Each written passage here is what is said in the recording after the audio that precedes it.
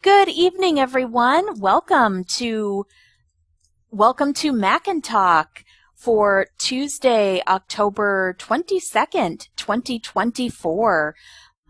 Mac and Talk is an open forum Q&A conference call for anyone with Mac questions. Whether you are just getting started on your voiceover journey and need some encouragement or pointing in the right direction, or you have had a Mac for a little while and have a question about an app or feature, or maybe you're trying to decide if the Mac is even the right device for you. You're intrigued, but you want to learn more. For whatever reason, I am glad that you are joining us tonight or listening in and joining later on via the podcast recording. Before we get on to the main topic of the call, which is your questions, I just want to take a minute to highlight some of the resources and calls we have upcoming in iBug Today. Our website is ibugtoday.org. There you may register to become a member. Registration is free, and participating in any and all of our training and social events is free. When you register, you will be signed up on our email list and will be notified as soon as we know that we have an event coming. Typically, the announcements come out a couple days or a week beforehand. On the iBug Today webpage, you will also find a link for Mac and Talk, where you can learn about our Mac and Talk discussion list, listen to previous recordings of this call, or contact me. And on our page, you can also learn more about iBug and donate. We have Facebook, Twitter, Instagram, or actually X, but on Facebook, we are facebook.com/groups/iBugToday. And that's a kind of a great resource in between our calls. We have about, 21 workshops and social events total, but there may be times where people have questions or want to share resources in between those calls. And on X and Instagram, we are at iBug Today. If you like to stream videos or watch videos, we are on YouTube. And if you just go into the YouTube app or youtube.com, do a search for iBug Today.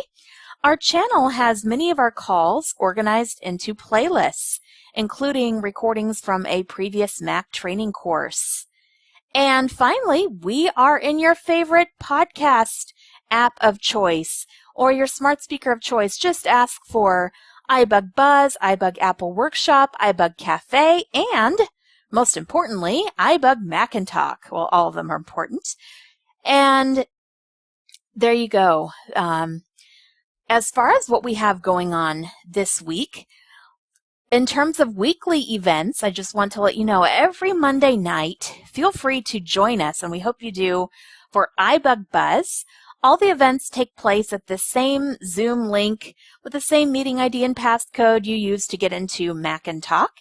But I highlight the Monday night iBug Buzz that takes place from 7 to 9 because we talk all things iOS, and we were having a bit of a discussion right before this call started about OCR and live recognition and things, using glasses, using apps, and iBug is a great place on the iBug Buzz call to discuss that. Every Tuesday, well, on the first and third Tuesdays of the month, actually, we won't have one until next month, but we always have iBug Buzz.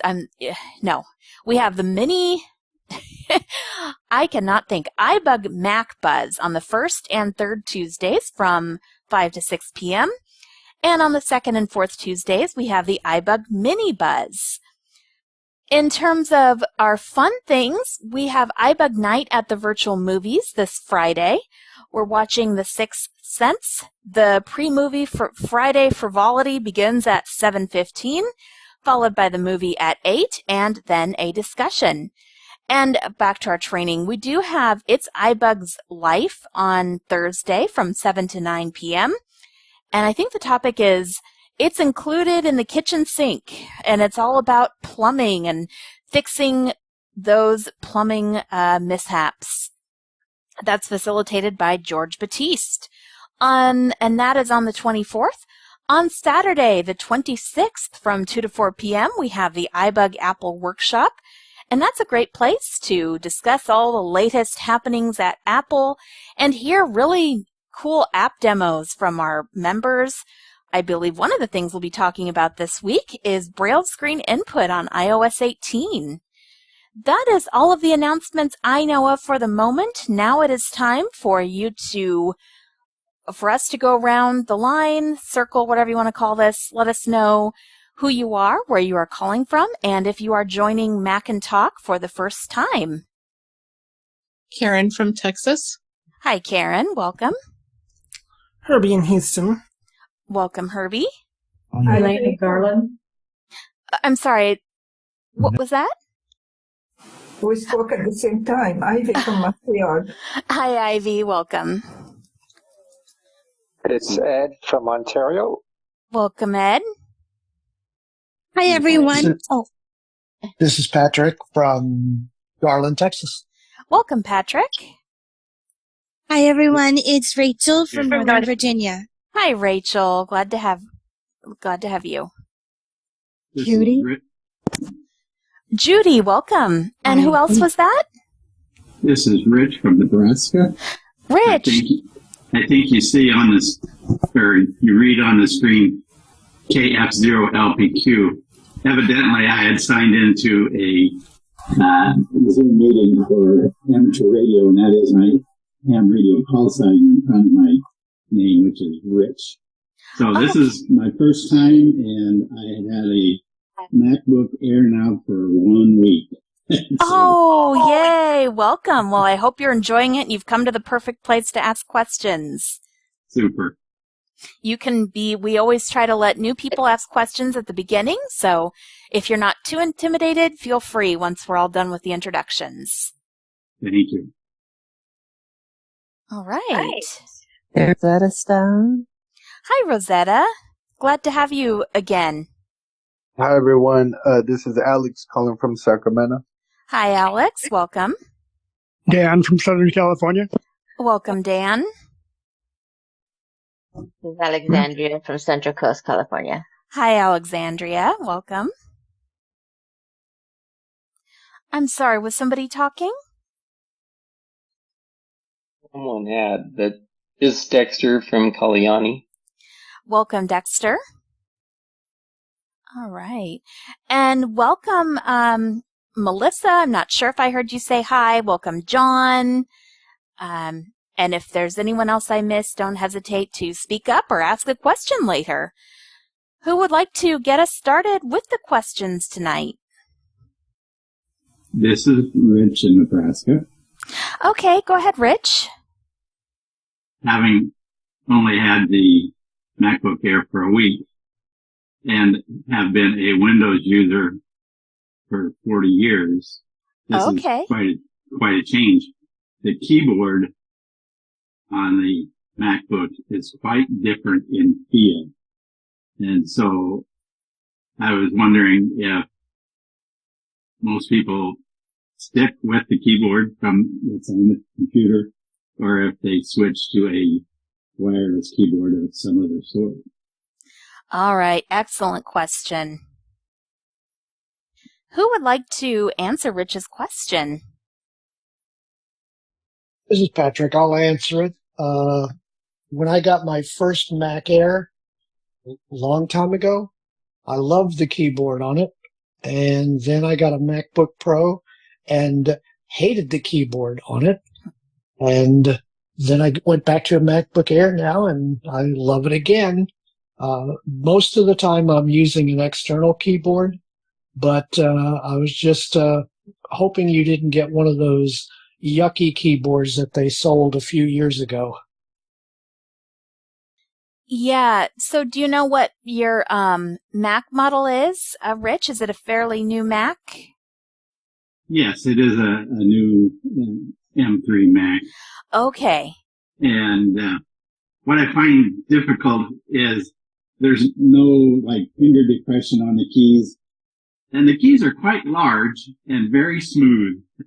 And so I'm not a very good typist. I can type, but I find that I'm sliding my fingers back and forth across the keys just to try to get oriented every time I'm typing. This is Judy in Connecticut. Go ahead, Judy. Hi. Well, I have a Mac Air. It's about 4 years old now.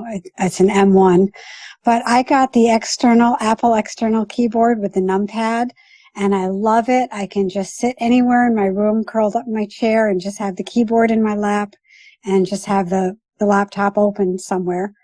And that's what I do, and I love having the external keyboard. So I'll just throw that in. I agree. I love that. That's my favorite keyboard. I don't even use the keyboard on my laptop. I use the external. But it also though does have large keys, and they're not difficult to press, but and there's a good amount of space in between them. I guess, what kind of keyboard are you looking for? Perhaps not expressing eloquently, but do you like keys with a lot of travel? Do you want them to be, do you want it to be more compact, or do you want it to be more spread out? What are you looking for in a keyboard? This is Patrick. Let me jump in real quick before he answers Sure. that. Here's what I heard was that the keys are flat. And yeah, he's right. The keys on a Mac keyboard are very flat compared to a lot of the Windows keyboards that people use. And that is something to get used to. Yeah. Definitely. Okay, go ahead, Herbie. So the flatness of the keyboard is going to depend on the model of the laptop you have, because the ones from 2015 through about 2020 have what's called the butterfly keyboard, which are keys that are very flat and nobody likes. And but the ones before 2015 and afterwards have your standard, more spread out to keys that are a lot more user friendly. Sounds like he has the latest M3 Mac. So, you'd have a nicer keyboard. So this compared is to the truly Elaine, flat one. One of the things that you may want to consider is getting an external keyboard, because if most all the Mac keys I've ever seen have been pretty well. I mean, they're a lot bigger than your standard PC keyboards. So what I would suggest is getting an external, and then you can use some locator dots until you get used to using it. You can put them like on the F and the J and the tab and the enter and, things like that. So it makes it easier for you to get used to using. This is Definitely. John. Yeah, go ahead, John. One thing that's also important to note is that, yes, there are different kinds of keyboards. There are USB keyboards, there are Bluetooth keyboards, but if you want to have continuity between your laptop keyboard and your external keyboard, it may be a good idea to get a keyboard that's compatible with the Mac OS keyboard layout, because I bought a Logitech Bluetooth keyboard thinking, I could just use it with my Apple devices, but it was the Windows configuration. So I had to remember that, the function key was between the control and option and things like that. So I just thought I'd make a note of that too. Excellent point. Yeah.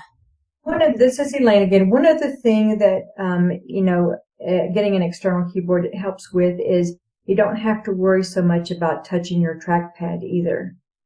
And that would probably, and I have an iMac, so I don't have an actual laptop with the keyboard on it, but I can remember using my PC, computer with the trackpad on it and always touching the darn thing until I went to external keyboards. So that's another thing that you might want to think about. Definitely. Yeah, go ahead, Rich. Yeah, thanks for all of the comments. The trackpad thing, that's quite a surprise when you first start looking at that. And I did find where to shut that off, and it was as simple as plugging in a mouse, and there's a setting and it disables the trackpad. And the keys on the laptop itself, they take very little pressure, and so that's kind of new to me. And so I would look for an external keyboard that's compatible with the Mac, and maybe have a little more textured keys, like with the depression, where your finger kind of sits down in the key. But I was just wondering if that's how most people were felt about the keyboards, was that they are quite different than the standard PC as far as feel goes. And so I appreciate it, and I know that I believe I'll look for a Bluetooth keyboard, but then I do want to get proficient with the trackpad and get used to the keyboard on the computer itself. But anyhow, thank you so much for your comment. You're welcome. So this is Elaine again. I don't know if you know this, but Herbie and Chanelle actually have a Mac class, which basically teaches you how to use the keyboard.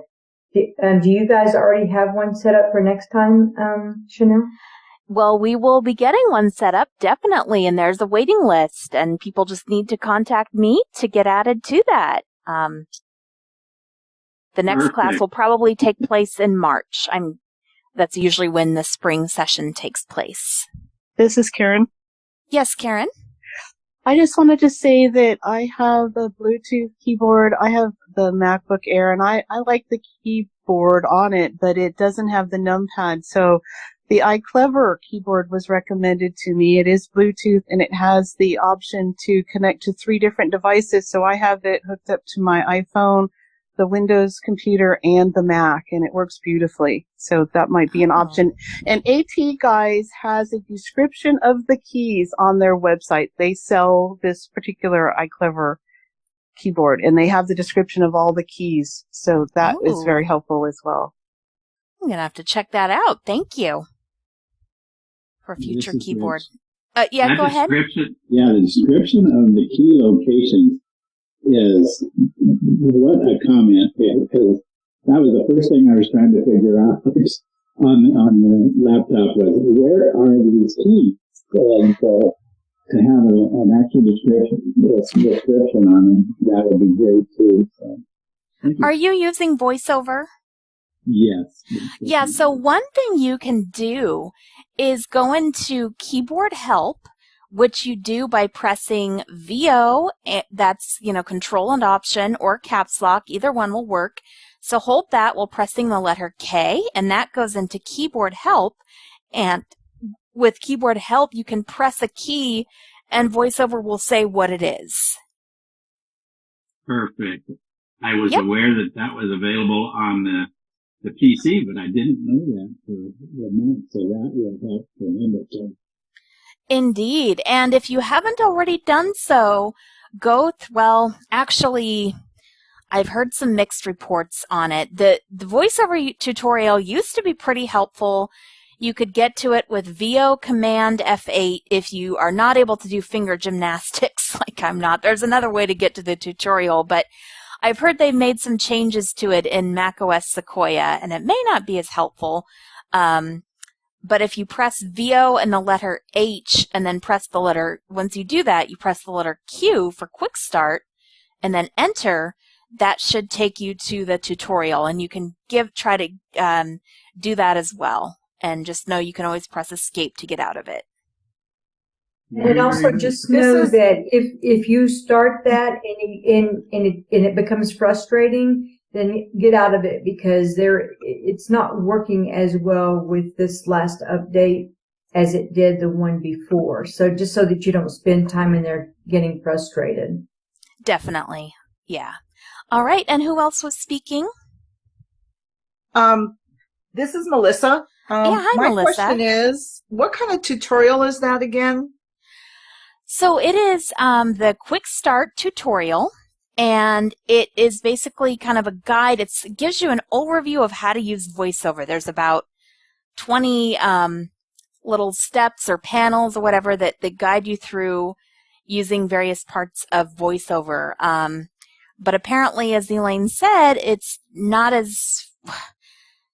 They've made some changes, and it doesn't quite work as well in the latest macOS, but you can get to it by pressing the keys either VO Command F8, which you might have to press VO Command FN F8, or you can press VO and the letter H, and then press the letter Q.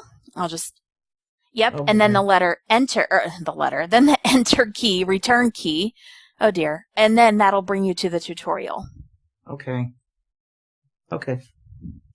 Yep. This is John. Yeah, go ahead, John. I had a thought about the keyboard scenario, because if someone has a keyboard but they aren't familiar with the layout, I suppose that they can pair their keyboard to their Mac, and then they could turn on VO help with the laptop keyboard, and then they can start pushing the buttons on the external keyboard to get familiar with the layout if they can't access resources online. Oh, yeah. Yeah, so pressing VOK on their laptop keyboard and then pressing the keys on the external keyboard to figure out what they are. Thank you so much for that tidbit, because I would have been definitely want to hear about the networking piece. Okay, so we do try to keep one at a time, and if everybody could say your name before you speak, I would really appreciate that. But yes, I think that's what you were saying, right, John? Just turning on the keyboard help on the computer that you do know the keys on the keyboard, so you can figure out your external keyboard. This is John. Yeah. Yes, that's correct. Okay. All right. Well, I think we have had a great discussion on this topic. Who would like to ask another question? This is Melissa. I would like to ask another question. So I am working on learning the shortcuts, like right now. Sorry. So I've been working on, because I'm trying to get my document skills better, and just being able to keep different windows open, like using such thing as, hang on, let me just see what I wrote down. Command tab. Is there a resource that would be something that anybody online would find useful, so I would get to know some of these shortcuts a little bit, I could practice using them? Thank you. Okay. So you're trying to find online resources for learning all these helpful Mac shortcuts. That's correct. Thank you. Well, I can tell you. Oh, I'm sorry. Was somebody about to speak? The Apple's website, would that? Yes, I was going to mention that. That is how I learned my Mac, one of the resources, and that's a lifesaver. Yeah, they have a section on there called Getting Started with Your First Mac. Okay, so what website? Oops, sorry guys. This is Melissa again. What website, ladies, is that again? Okay, I'll spell it out. Are you ready to, Yes. Okay, it's APPLEVIS.com. Okay. And there's a link on there called Getting Started with Your First Mac. And there is a plethora of resources. Okay. You can also just Google. Apple has a good support article. Mac keyboard commands, and I believe one of the first things that you will come across when you do a Google search is the apple.com website with that. It's a tech support article, but it has a ton of categories for keyboard commands. Thank you very much. You're welcome. This is John. Yes, John? So I know that when you do VOH and then H again, it brings up a list, but I don't know, yes. Is that list, is that more just a Mac list, or is it VoiceOver specific? That is only VoiceOver specific. So I really highly encourage, that's one of the things I teach that in lesson 2. voiceover commands help. And that is, if you know the voiceover command that you want to look for or have an idea of what might be in the word, you can type it in. You can, when you find it, then you can press enter to carry that out. But it's also great for just learning what VoiceOver can do. I know when I was first learning my Mac, I'd go into commands help, trying to figure out how do I select. I think my biggest culprit was selecting things. How do I select this again? Turns out selection was more Mac commands, not VoiceOver specific. But in the process, I learned about the possibility of a lot of other VoiceOver commands. And so I could kind of, go back later when I was ready to try those. It has several different categories of commands, and you can, if you don't have a particular term you want to search, you can just arrow through those categories and look at what's there. Or if you do have something you want to search and you just can't either remember the keyboard shortcut or you're not able to do finger gymnastics, it's a great way to quickly get that command and execute it. This is John. Yeah. I have kind of a follow-up question to this discussion, because on my iPad with my Bluetooth keyboard, I'd go into an app and I'd press and hold the command key and it brings up a list of keyboard commands. Does that also apply to the Mac? No, but on the Mac, the menu bar is your friend. All of, if you do VOM on your Mac, you will go into the menu bar, and if a menu item has a keyboard shortcut, VoiceOver will speak that shortcut after the menu item. So, we've gone into, let's say, in Finder, and in the file menu there, or there's the file menu in other apps. One of the commands you have in there is new, Command N. It could be a new tab, a new window, a new window, a new document, a new event. But the menu bar gives those, if you go, Command comma is always the command to open up app-specific settings, but the menu bar will tell you that. You can also go into, let's say you're in the Mail app and you forget, I can't remember the command to reply or forward. If you go into the menu bar and go into Message, you will hear what those commands are. You can, execute the command directly, or you can, listen to what VoiceOver says the command is. And then the more you come to the menu bar and hear it, the more likely you will be to remember the command in future. So, menu bar is our friend. This is Waukesha. Yeah, hi, Waukesha. Hi. I don't know if it has to do with what you guys are talking about now, but I was trying to look out for your next class. I did go ahead and send you an email, but I'm not sure if you got it. So do you? All right. Well, I can check to see if I got your email. That's, if, I don't know if I replied to you or I guess if you didn't, Yeah, I didn't get a reply. Okay. Well, bummer. I will have to do some checking on that. Okay. Do you have are you going to do a class after this class? Yeah. So we typically have 3 months off. So this class will get over in late November, and then the next class should start in March. Okay. Yeah. Yep. All right, great. Shoot, now I'm going to be trying to find that message. I will look for it later, but if you don't, maybe just go ahead and send me another email. If you go to the iBug Today website and go to the Mac and Talk link and then go to, find my email address. I think it's in the one that I got about the meeting today. It has your email on there too. Okay. Yeah, so just send that. Yeah.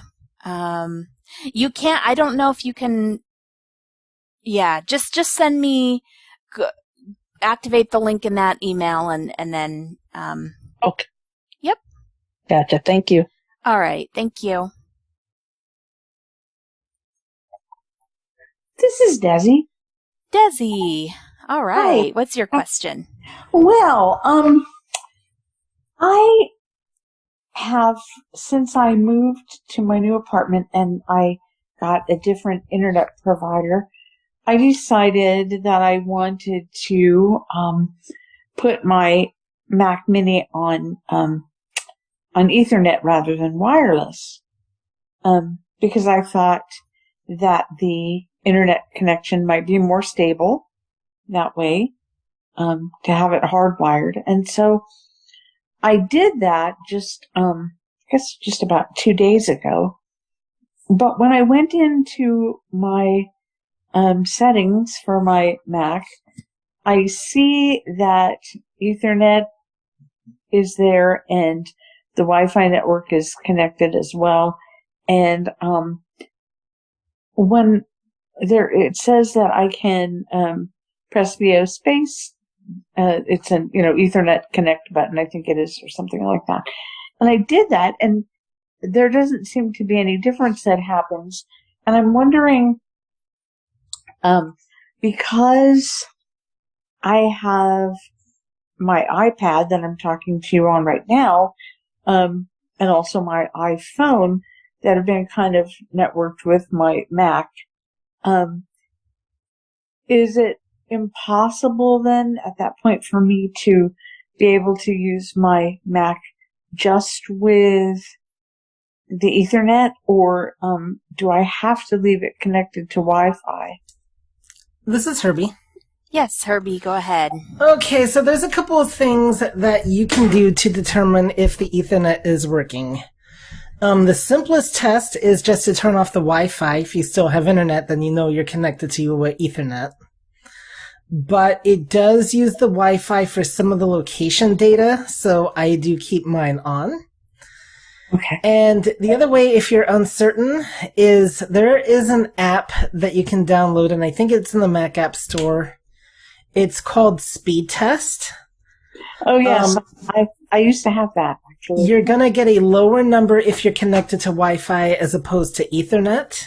Mm-hmm. So that's another way you can tell how you're connected. Yeah. But the Ethernet connection will automatically take over and prioritize. Okay. So, but with my Wi-Fi, when I hit VO space on that, I couldn't notice anywhere to actually turn it off. So, how are you? The easiest way to turn off Wi-Fi is from the control center. Okay. And there you will find a Wi-Fi toggle. If it's selected, then it is on. If it is unselected, then it is off. So that's how you can tell its status. All right. And remind me how to get to the control center again, because I don't really use it, honestly. Well, you know what, Desi? I am so sad you asked because you're a former class member, but that's okay, because we've got an entire Mac class here that is just ready to answer your questions. So let's turn it over to the class. Come on, guys. Help Desi out here. She's suffering. She's a former classmate, so... I might have to call out names if I know. Herbie, this is Melissa. No, you're not a class member. I want a. I want to be a class member. Well, you're not one currently, so thank you. Herbie, it's Ed. Ed, yes, you're a class member. Come on, help us out here. VOMM, and then go arrow over to your Wi-Fi. That is another way. That's the menu extras. So that one but I was talking about the control center specifically because I haven't used it really on the Mac. I use it on my phone. For on-off toggles, I do find the control center a little bit easier. I use the menu extras if I want to change networks. But that's still a good answer. So don't. You get to go to the middle of the class there, Ed. So. All right, somebody else from the class specifically. Is it Control Option Shift O? Very close. Yes, that's it. VO Shift O. So yes. Either Caps Lock Shift O or Control Option. Oh, sorry, I know. You're fine. That's why I said yes. All right, so I think we'll let Herbie conduct the continue conducting the discussion for Mac and Talk. Oh, no. I think the rest of the class is like, no, please, Chanelle. You're a whole lot nicer. But Melissa, you sure you want to be part of the class? know. You're going to get what you're going to be subjected to. So, anyway. You either get to listen to a boring teacher or have a drill sergeant teaching assistant. The teacher is not boring, but anyway, yes, VO Shift O is the VO Shift O, yes, is the control center, or Function C is another way to get to the control center. Thank you, sir. You're welcome. So, anyway, yep. All right. Thanks, Chanelle. You're welcome. Okay, who would like to ask our next question? This is Alex. Alex. Can someone remind me again, what is the command to force quit all your programs? Oh, good question. I keep trying to shut down, and then it says Safari. I keep getting this message that Safari isn't closed. I'm trying to close it.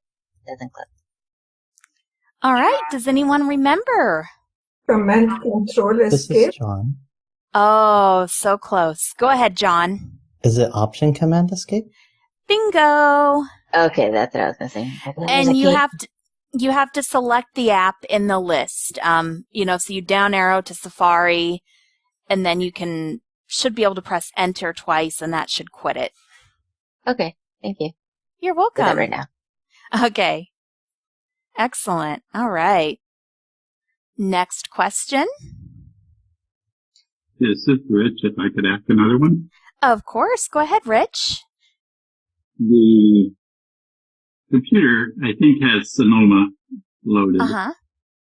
And I'm not sure if Sequoia is out for distribution yet. But does it make sense to switch to Sequoia as soon as it's available? Or will there be so much similarities in them that I can continue working with Sonoma? All right. So Sequoia, I can tell. Go ahead. Who was that? This is Elaine. I'm just going to say if you're going to try to use the voiceover, what is that thing called? Tutorial. Then don't switch until you've done that, because that's where it worked in the previous one opposed to the current one. I can't remember. Do we have Sequoia now, or we have? Yeah, we have Sequoia. I can't remember the previous one. Ugh, never Yes. remember these names. So if you don't have Sequoia right now, which means you probably have the previous one, then do your tutorial first before you switch, because it's with Sequoia that it doesn't work. All right. This is Rich. Yeah, go ahead, Rich. Thank you. I don't know how long Sequoia has been out, but usually I'm fairly cautious before I switch firmware, or whatever you want to call it. So is Sequoia pretty much bug-free that you have found? All software is going to have some bugs, but, I would say Mac OS releases are extremely stable. And I think that there should not be any problem, especially for some of us who have been using voice over a while and kind of had some settings. It's changed. It changed some of my settings a little bit, but it's easy enough to fix. There's also some slight changes in the voiceover utility. But there weren't really, for me, any other mainstream changes that were problematic. I'd say you're definitely safe to update, and it sounds like you have a Mac that will support it. I agree with Elaine. If you want to do the voiceover tutorial, take a look at that first. But I think you're fine updating if you're comfortable doing so. This is Rich.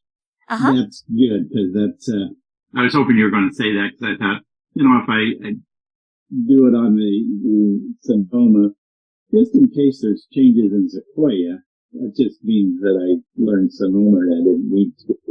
So I think I will update the Sequoia after I get used to the voiceover command. Yeah, and I think because since you are so new, I think starting with the new OS is just fine. I really do. Thank you. Yeah, thank you. This is John. Go ahead, John. I had the same mind blank as you, Chanelle. I believe it's Sonoma. Sonoma. Yeah, Rich just said that. Like, oh yeah, I can never remember the names. I don't know why. I just never remember them. Thank you. All right. Who would like to ask our next question? Oh, this is Herbie. Yes, Herbie. The reason why you don't remember the names is they will never take my suggestions. Like, I think they should call one of their updates the Big Apple. Yeah, but then what would future updates be? If they're all just synonyms of big, then we'd never be able to keep the names. They can be synonyms of apple. You've got applesauce, for instance. And how am I going to remember? Apple pie. Oh, I'm never going to remember all that. I'll be calling apple tree apple pie, and no. Just so they can be on California. That's all I'm saying. No, anyway, I like the numbers. I like numbers. iOS is plain and sensible with 17, 18, we don't need cutesy little names. If nobody has any real questions, I have an interesting thing you could talk about that's related to one of our earlier questions. Okay, well, you started the topic. So, with that being said, if no one, we will go through questions first, but if we are struggling to come up with questions, then people are more than welcome to contribute their favorite names for future operating systems. All right, go ahead.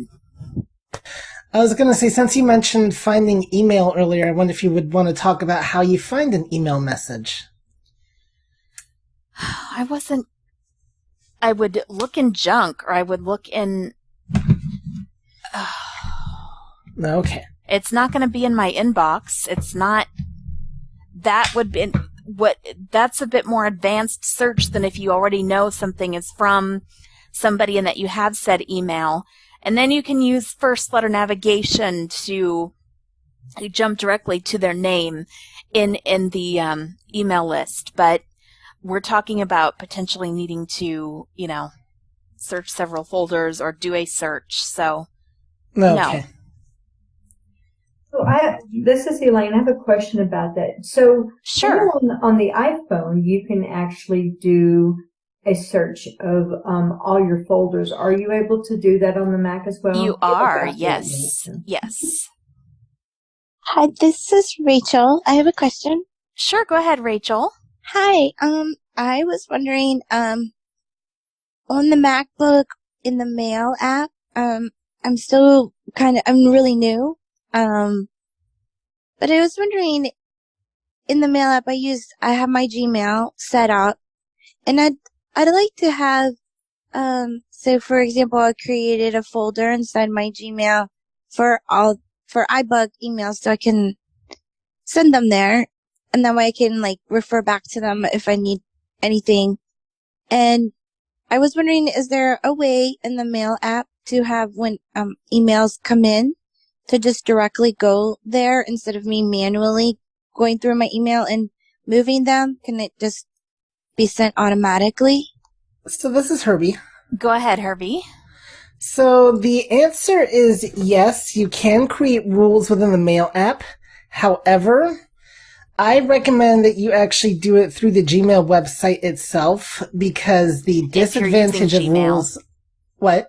If you're using Gmail. Oh, she said Gmail. Oh, she did. Okay. Yeah.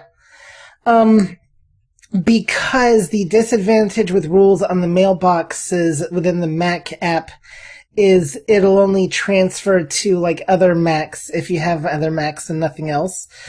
Versus if you do what's called the filters, if you do that, and so you would go into Gmail and you go to, I forget where it's some buried in settings, but it's in their filters or message rules, and you tell it to any messages from iBug today forward to, redirect to your iBug folder.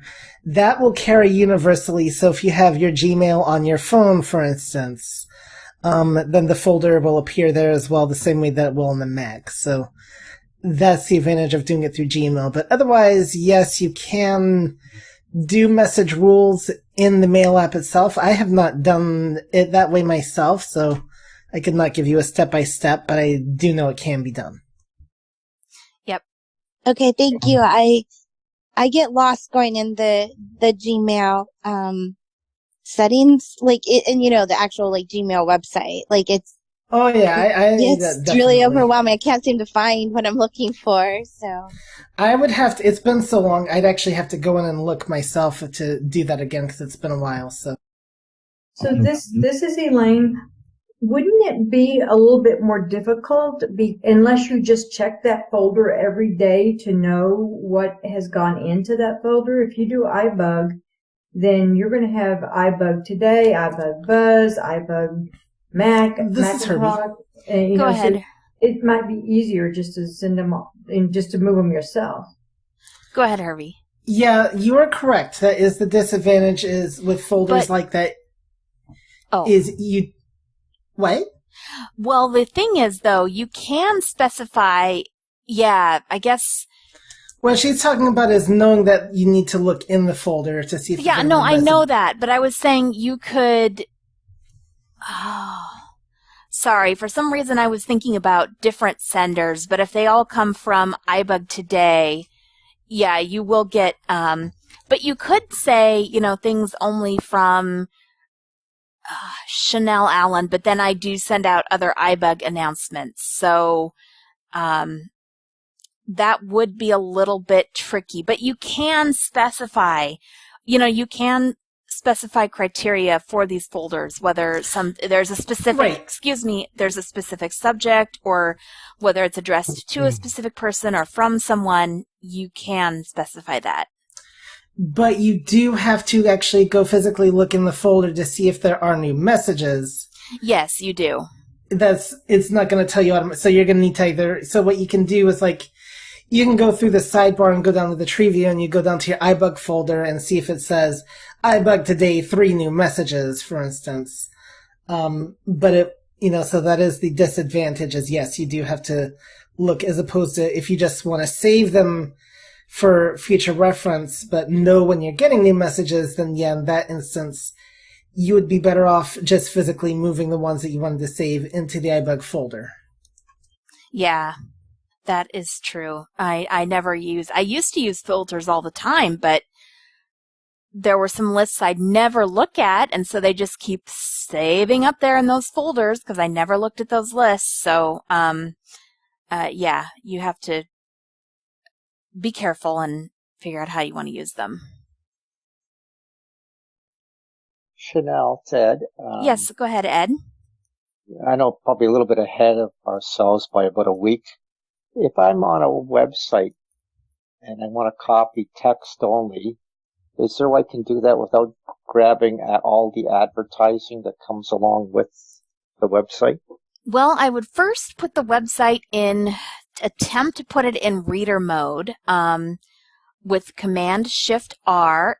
And even if you can't do that, you'll want to use your VO cursor navigation, VO left, VO right, jump by headings, we'll talk about all that, to the actual block of text that you want, and then you press VO right arrow once. Then you can do down arrow to move by line, and then your standard selection commands with shift down arrow, shift left, shift option, all those selection commands we have not talked about should hopefully work. I'll give that a go. And if there's, advertising in between 2 blocks of text, I could jump from one to the other, could I not? Or do I? Yeah, I would select the first block of text first. You might have to copy it and then go. It's kind of a pain. We don't have. You'd probably have to. It would be a multi-step process. Okay. Unless anyone else knows anything different. So this is Herbie. Go ahead, Herbie. Nothing different really, other than what you said. Reader mode can really help. But the other thing I really recommend when copying websites is make sure you're copying it into a plain text file.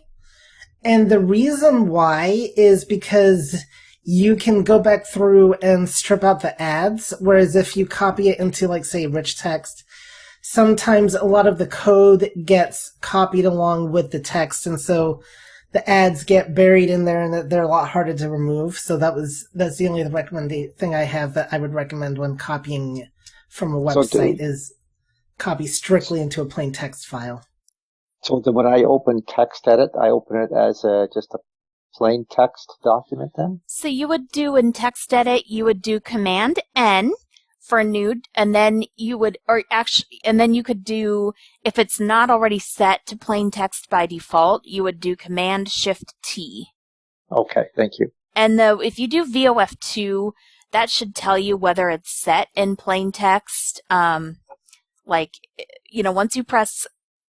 once you open a new document, right. If I do, it'll say like untitled.txt if it's plain text. Because I think I have the choice, right? Rich text or plain text. So right. Okay, if I do Shift T, then I'll get text. Okay, thank you. It alternates between the two. Command Shift T is a toggle. It toggles. It's a toggle. Yeah, okay, great. Thank you. Yep. You're welcome. And this is Herbie. Uh-huh. Just real quick, and once you've stripped out all the ads in the plain text format, if you need it in a rich text format, that toggle will convert the existing file as well. So. Oh, great. Thank you. Right. All right. This is John. Go ahead, John. I was just wondering if the Brave web browser is compatible with accessible with VoiceOver, because I've heard on some just mainstream tech shows that some people like the Brave web browser because it blocks ads. I don't know if it's true. That's just what I heard on a radio show. Okay. So you're wanting to know if the Brave browser is accessible with VoiceOver? Yeah, I'm just kind of curious. I have not used it or heard anything about it. Has anyone else? What was the question again? I'm sorry. If the Brave web browser is accessible with VoiceOver, has anybody used it? No.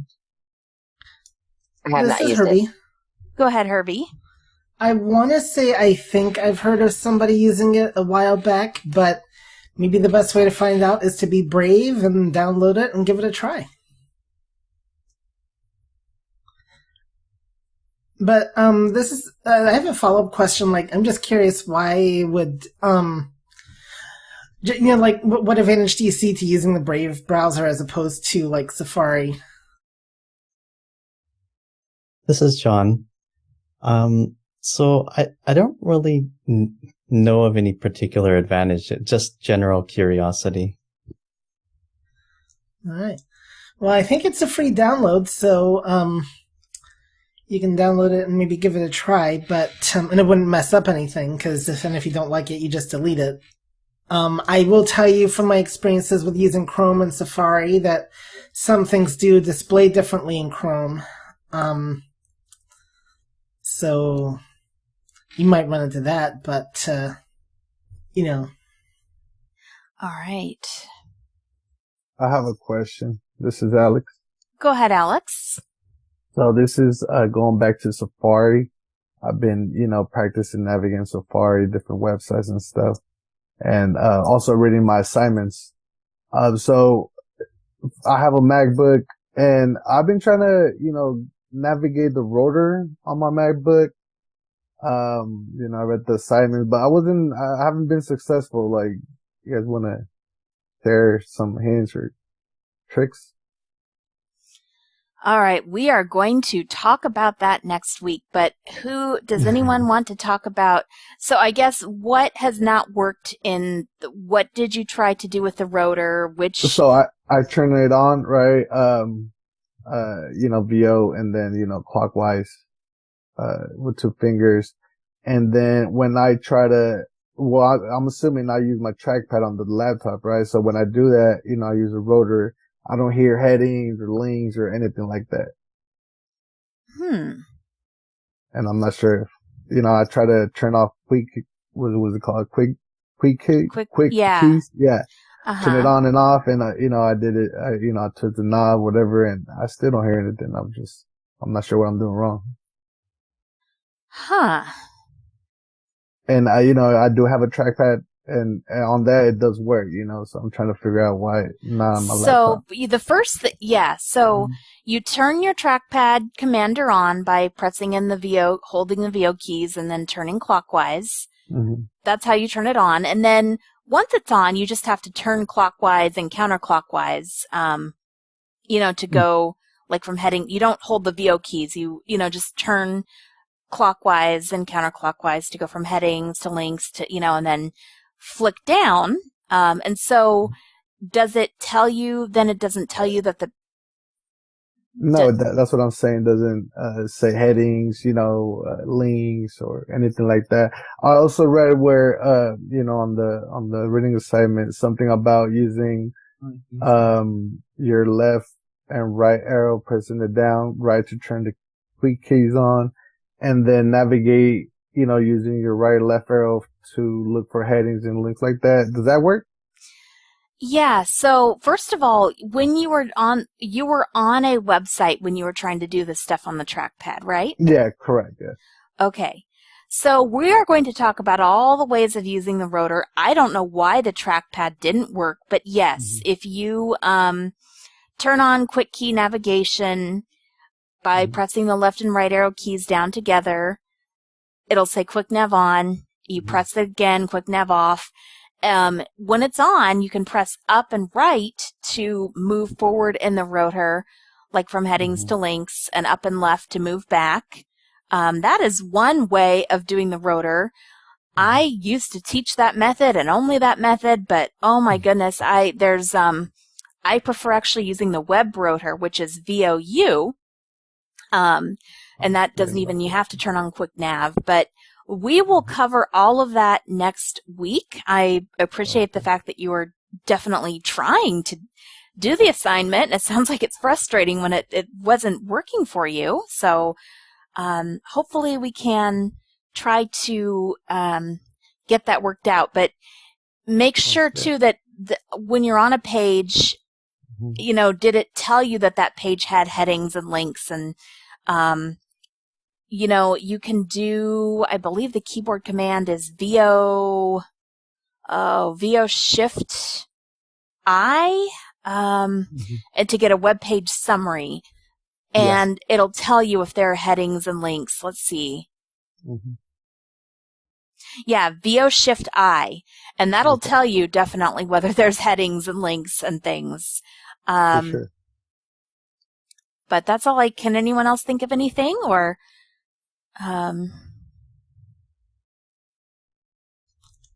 This is Herbie.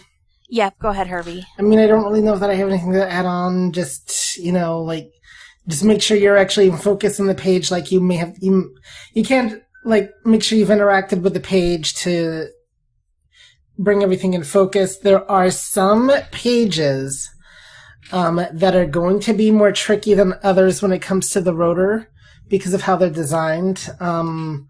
Hulu is a very good example of one that a lot of the things with web rotors, the way that site is designed is very different compared to in navigating Amazon, because Amazon doesn't jump in the same way. But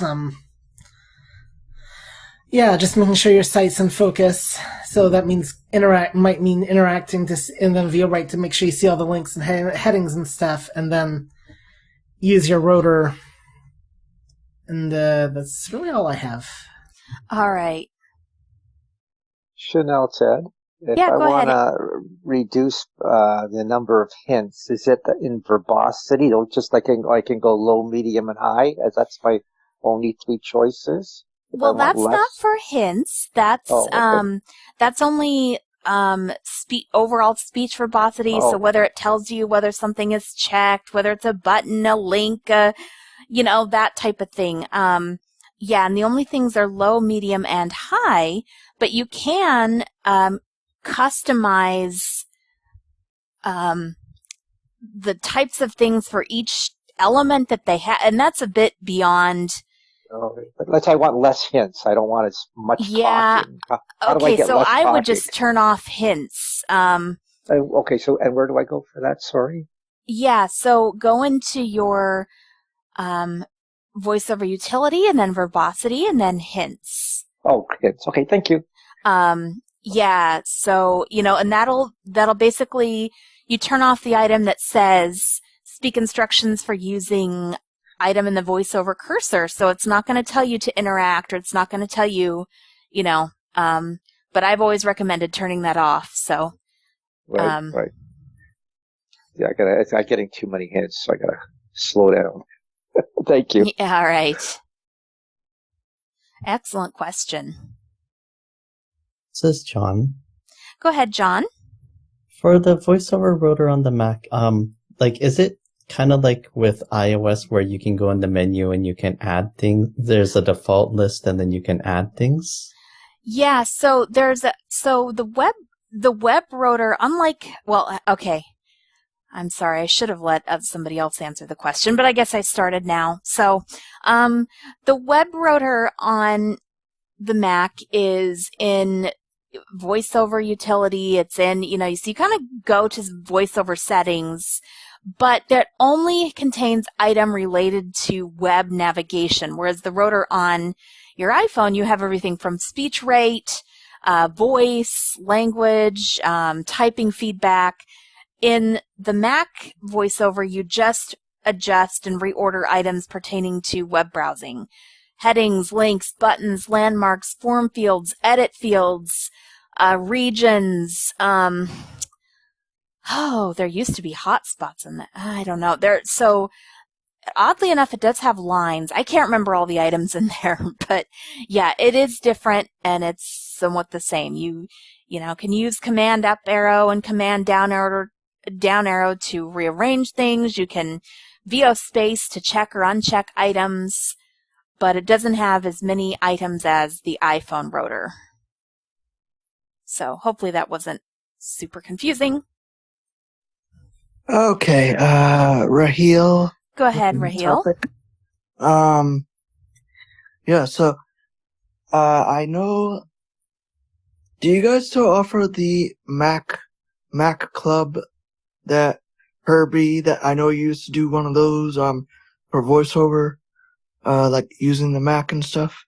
Like a Mac Club on Clubhouse that This is Herbie. Go ahead, Herbie. No, I haven't done the Clubhouse version in a long time. But we do have Mac and Talk, and then we do have the Mac Buzz every first and third Tuesday at 5 p.m. Central. Okay, and what's the difference for the Mac Club? The Mac Club was on Clubhouse. Mm-hmm. And that's where you answer. That's where you answer questions and stuff. We don't do that anymore. I don't. Yeah, I just got done. That's what. Yeah, Okay. I told you I don't. I still have the Mac Buzz that we do here on Zoom. Mm-hmm. Which I should have clarified that we do it on Zoom. But I had stopped doing it on Clubhouse because the interest had kind of waned a lot with the Clubhouse version, and just there's only so much I can do, honestly. Right. But the Mac Buzz is the same Zoom link as our other main iBug events. Mm-hmm. And that's, we have the Mac Buzz first and third Tuesday, and then the Mini Buzz, which is everything but the Mac, second and fourth Tuesdays. So the next Mac Buzz will not be next week because it's the fifth Tuesday, but it'll be the following week. Myself. So I realized that. Right. Okay. Whatever the first Tuesday is in November will be the next Mac Buzz at 5 p.m. Central. Right. Is there any for the Mac now, what I had to do was when I bought my Mac last year, I had to, which is all set now, but I had to set it up as new and everything rather than setting up from a backup or whatever, the way it was on my old Mac. So it's like, how can I work if I had to do it in the future at the Apple Store? Some of these people don't even know VoiceOver at the Apple Store. So like, how could I work with them on setting all of the stuff up that needs to be set up and everything to be cleared up and all that for VoiceOver. 'Cause some people may not know VoiceOver at the Apple Store. This is Herbie. Yeah, go ahead, Herbie. Never mind. Just you. I mean, because you can just turn on VoiceOver yourself with Command F5 right when the Mac, with the Mac right out of the box, and then set it up. One of the things we recommend people do is on their previous Macs is basically what we recommend is you back up your VoiceOver preferences, and then you can just import them into your new Mac either from a thumb drive or from iCloud Drive. And that's going to be the easiest way. And backing up is how is that done? And okay, so we will talk on this quickly, but then we need to see if anyone else has questions. Okay. And there's actually a number of ways to back things up. If you're talking about VoiceOver specifically, you go into the VoiceOver utility and you go to Export Settings or Create Portable Copy. What is it called? I don't remember, but it's in your File menu, and you choose where you want it saved, or and it does that. So, can I ask a question? This is go ahead. Yeah, go ahead, Alex. This is a FaceTime question, Herbie. Sure. Are you willing to answer it? All right. So when I'm on the Mac, on my computer, on my MacBook, and I receive a call, how do I answer? How do I answer quickly? Okay. So to answer a FaceTime call, are you on Sequoia? Yes. Okay, so the window will no longer jump out at you, so what you will have to do is Command Tab till you get to the FaceTime window. Okay. Then Interact, and you will see your answer and decline buttons. So there's no keystroke where you just, Command Answer or nothing like that? Oh, okay. No. That'd be cool. I wish. All right. Nice, simple question. Hopefully that was easy. Yeah. All right. Who has our next question? Hi, this is Melissa, and thank you, Melissa, for helping about, kind of some of the commands. So I was told by the Apple people that there are a plethora of information online. So between Chanelle and you and Herbie, is there anything that you guys would recommend looking at for some of those online courses through Apple that would be beneficial to pretty much a novice user?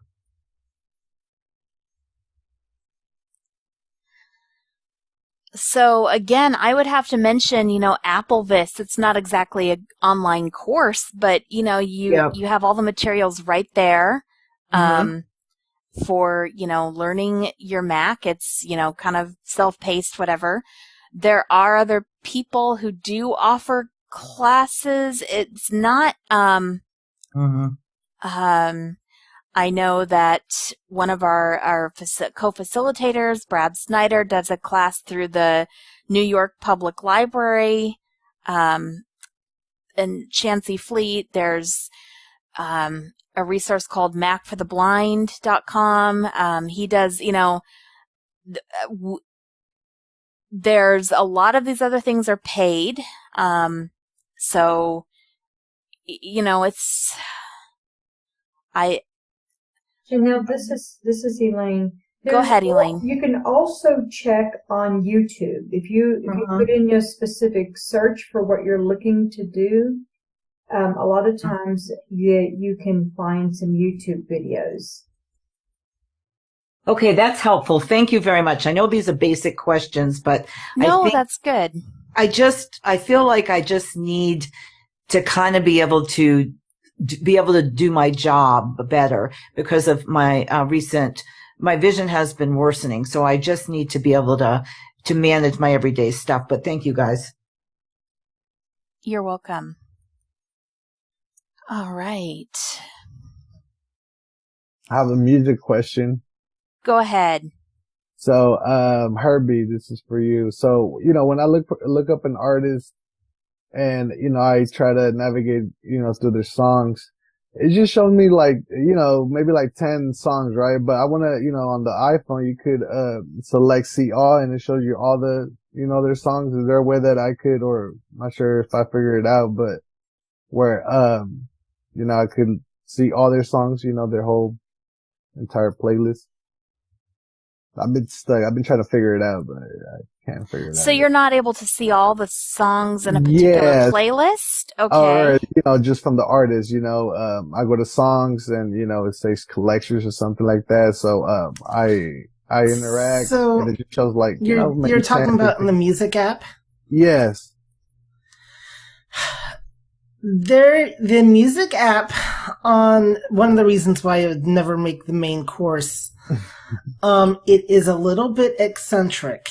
And one of the things I've definitely noticed more and more is you're going to get some different results on the Mac than you will on the iPhone.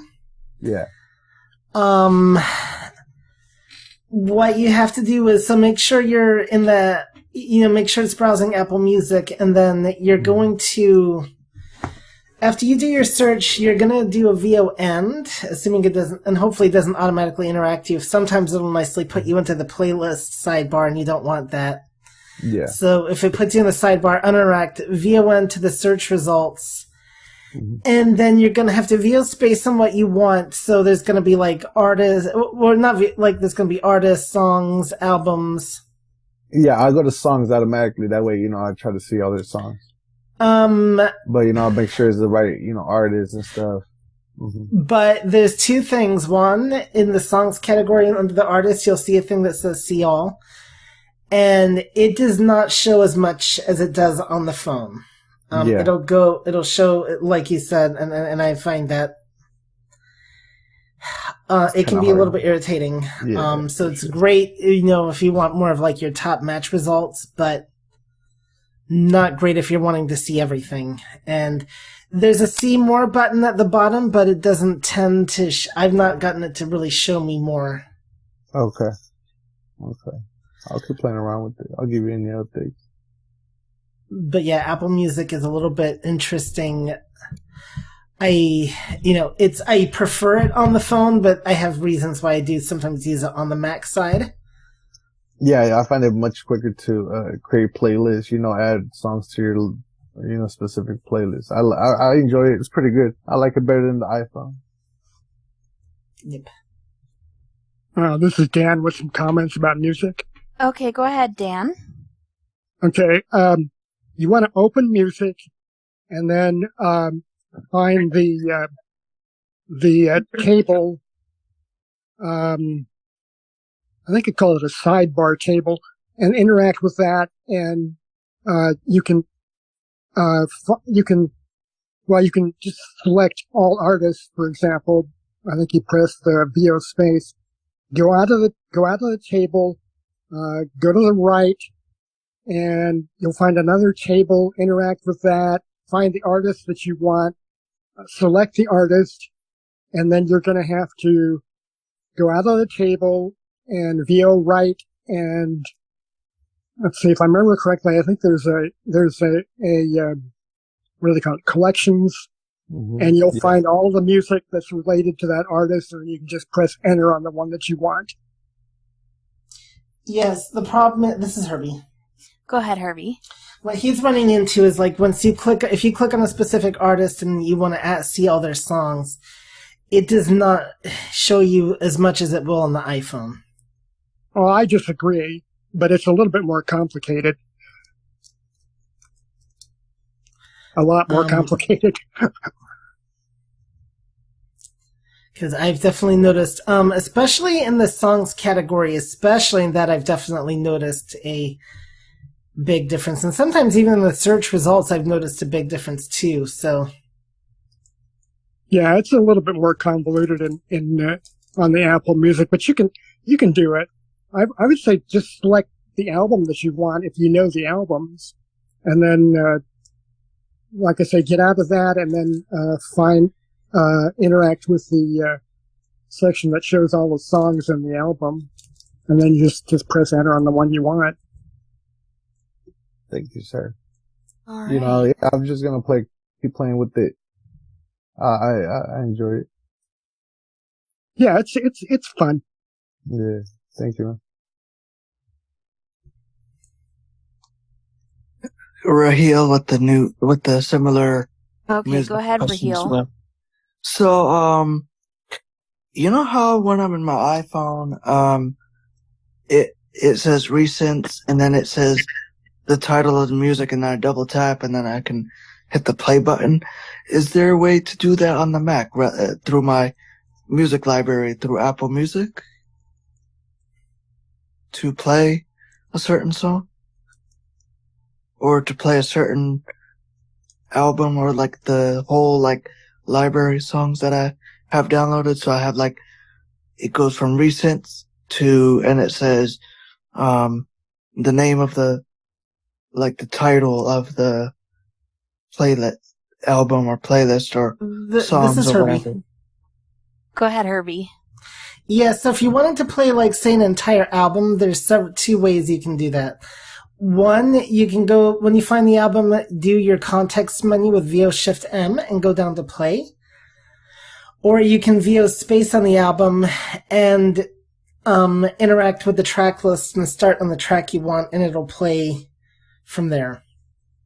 Okay, thanks. All right. So Herbie said, when you're doing that, though, I found the toolbar, at least on mine, I could not get the toolbar to work. Like when I interacted and I hit the play button, but this is for a podcast, it wouldn't do anything. I had to go into the podcast, interact. Okay, podcast is different than the music app, so. Oh, it is? It's a different app, I found the toolbar did not work for me. Yeah, that's another discussion, and I have not played. I recommend you download. I prefer the Overcast app, and since you have an M1 Mac, you can actually get the. You can actually download that one on your Mac as well. But yeah, podcasts I've never really liked, but that's a totally different app than the music app. So okay. All right. Yeah, this is Patrick. I have a question. Okay, go ahead. So I want to back up to backups for just a second and just kind of get a general feeling. I've been using Time Machine for years, and what I'm wondering is it really something that's still necessary? Yes, I know it's an on-site backup, but with the advent of like iCloud Drive, do we really need to continue to use Time Machine? Okay, who wants? So I definitely. Well, I will just say, frankly, I don't use it. I've never used it. But does anyone else have an opinion or want to explain maybe why they would use Time Machine? Or does anyone else have another backup strategy?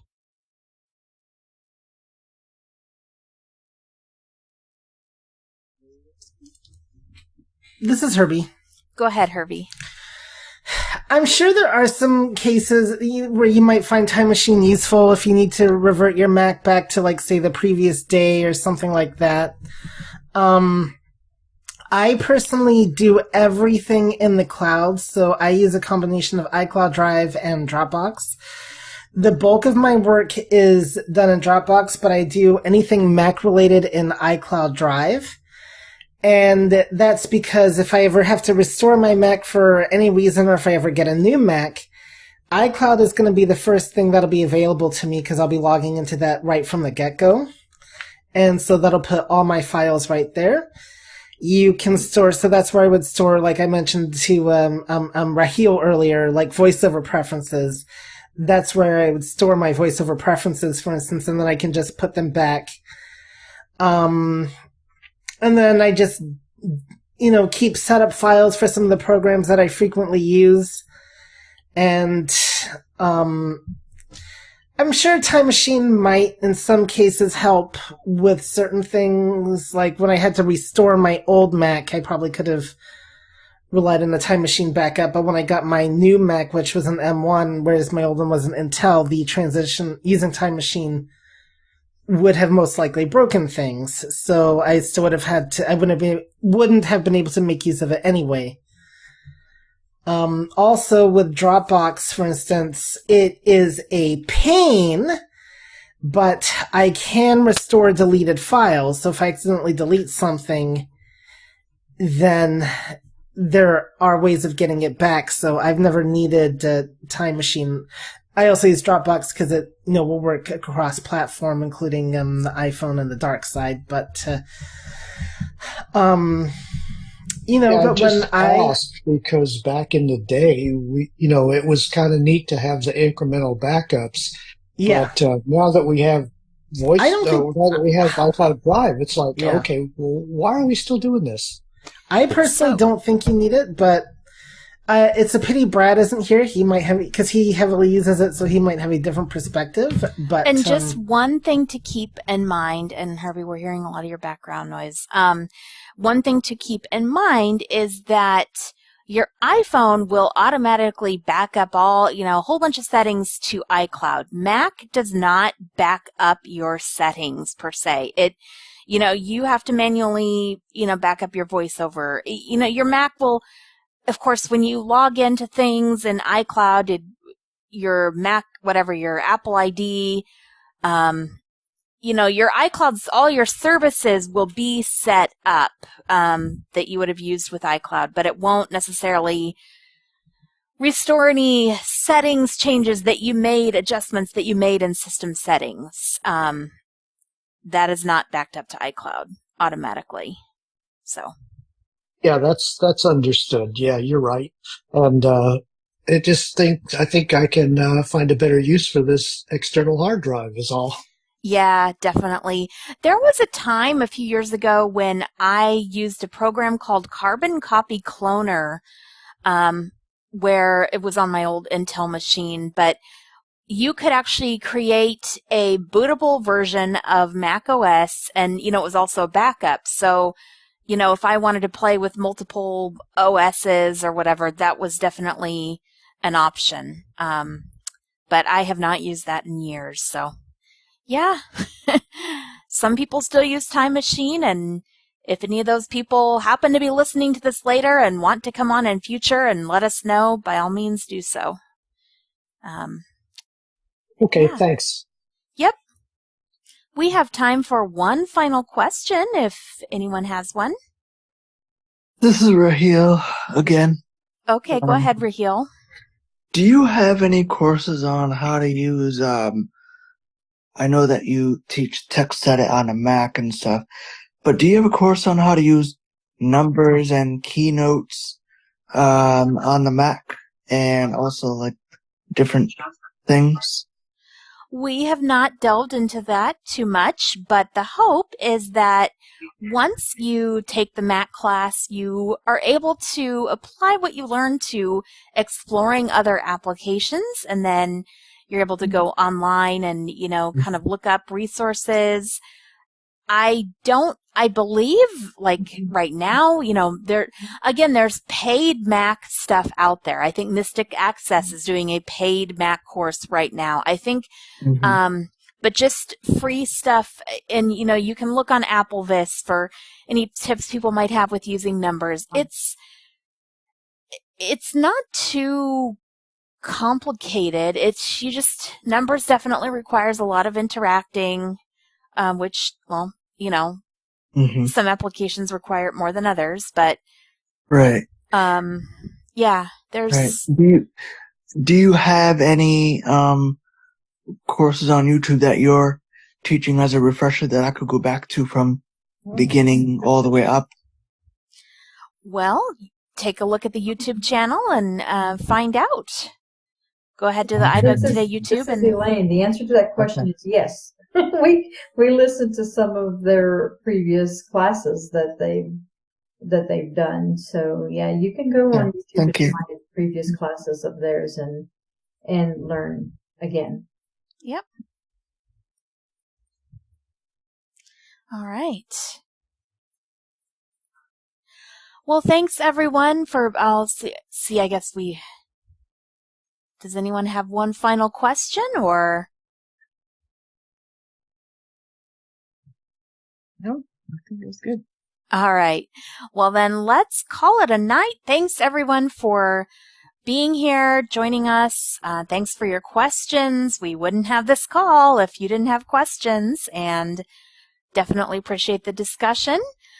See you back here, I believe, next month. Mac and Talk will be on November 28th. And in the meantime, enjoy some of the other iBug things we have coming up. And I will talk to you later. Thank you. Bye. Bye. Thank you. Bye, Bye. everyone. Take care.